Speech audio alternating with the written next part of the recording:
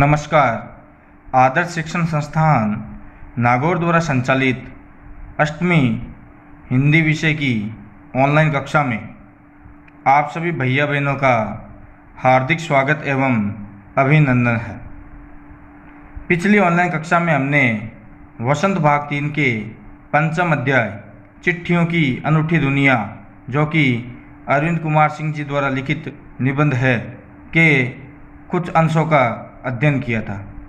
उसमें हमने पढ़ा था कि वर्तमान समय में आधुनिक संचार के साधन बहुत अत्यधिक उपयोग में आने लगे हैं, लेकिन चिट्ठियों का महत्व अभी भी कम नहीं हुआ है। फिर उसके आगे हमने पढ़ा था कि 1972 में विश्व डाक संघ ने चिट्ठियों के महत्व को पूरी दुनिया में बताने के लिए 16 वर्ष से कम आयु वर्ग के बच्चों के लिए पत्र लेखन प्रतियोगिताएं आयोजित करवाना शुरू किया। उसी कड़ी में दूसरी तरफ स्कूली पाठ्यक्रमों में भी पत्र लेखन को महत्व दिया गया। बड़े बड़े लोगों जैसे स्वतंत्रता सेनानियों, लेखकों, राजनेताओं ने भी अपने पत्र लेखन को एक ऐतिहासिक रूप दिया। आज उससे आगे सबसे पहले शब्दार्थ। धरोहर, अमानत, महान संग्राम, बड़ा युद्ध, बरकरार, कायम, देवदूत, ईश्वर का संदेश वाहक, दायरा, सीमा, विरासत, पूर्वजों से प्राप्त। पाठ के अंश। लेखक कहते हैं कि वास्तव में पत्र किसी दस्तावेज से कम नहीं है। पंत के 200 पत्र बच्चन के नाम और निराला के पत्र हमको लिख्यो है कहा तथा पत्रों के आईने में दयानंद सरस्वती समेत कई पुस्तकें आपको मिल जाएंगी। कहा जाता है कि प्रेमचंद खास तौर पर नए लेखकों को बहुत प्रेरक जवाब देते थे तथा पत्रों के जवाब में वे बहुत मुस्तैद रहते थे। मुस्तैद का अर्थ होता है तत्पर। इसी प्रकार नेहरू और गांधी के लिखे गए रविंद्रनाथ टैगोर के पत्र भी बहुत प्रेरक है। महात्मा और कवि के नाम से महात्मा गांधी और रविंद्रनाथ टैगोर के बीच सन 1915 से 1941 के बीच के पत्राचार का संग्रह प्रकाशित हुआ, जिसमें बहुत से नए तथ्यों और उनकी मनोदशा का लेखा जोखा मिलता है।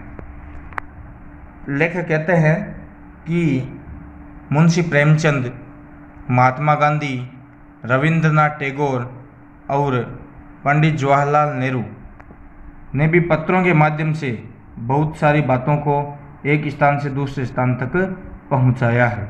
उनके मध्य की बातचीत का माध्यम पत्र ही था।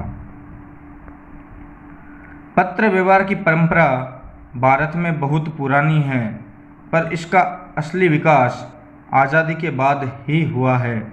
तमाम सरकारी विभागों की तुलना में सबसे ज़्यादा गुडविल डाक विभाग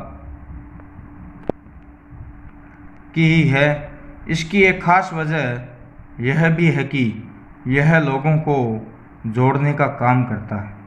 करोड़ों लोगों को एक पत्र के माध्यम से दूसरे स्थान पर भेजे जाने वाले पत्रों के माध्यम से जोड़े रखता है। घर घर तक इसकी पहुंच है।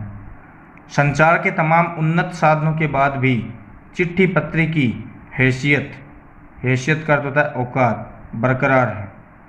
शहरी इलाकों में आलीशान हवेलियां हो या फिर झोपड़पट्टियों में रह रहे लोग, दुर्गम जंगलों से घिरे गांव हो या फिर बर्फबारी के बीच जी रहे पहाड़ों के लोग, समुद्र तट पर रह रहे मछुआरे हो या फिर रेगिस्तान की ढाणियों में रह रहे लोग, आज भी खतों का ही सबसे अधिक बेसब्री से इंतज़ार होता है।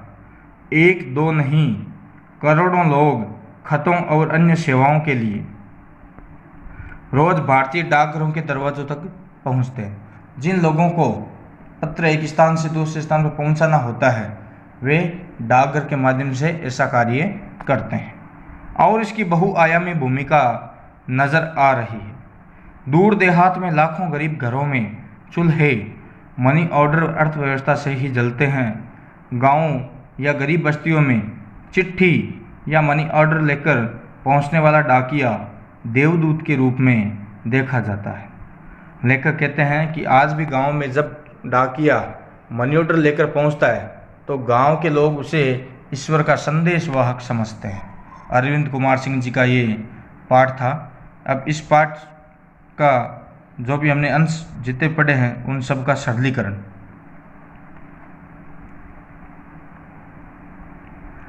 वैसे पत्र व्यवहार भारत की पुरानी परंपरा रही है, लेकिन इसका असली विकास आज़ादी के बाद ही हुआ। सभी विभागों में डाक विभाग को खासा महत्व दिया जाता था, क्योंकि यही एक ऐसा विभाग था जो करोड़ों लोगों को जोड़ने का काम करता था और जिसकी पहुंच हर घर, हर शहर और हर गांव तक है। पत्रों के आधार पर कई सारी किताबें लिखी जा चुकी है। पत्र वाकई में किसी दस्तावेज से कम नहीं होते। कई बड़े कवियों व लेखकों के लिए पत्र तो प्रसिद्ध पुस्तकें या कविताओं के आधार बन गए और सब जगह लोग डाकियों का बेसब्री से इंतज़ार करते हैं। खासकर गांव के गरीबों को अपने मनी ऑर्डर का खूब इंतज़ार रहता है।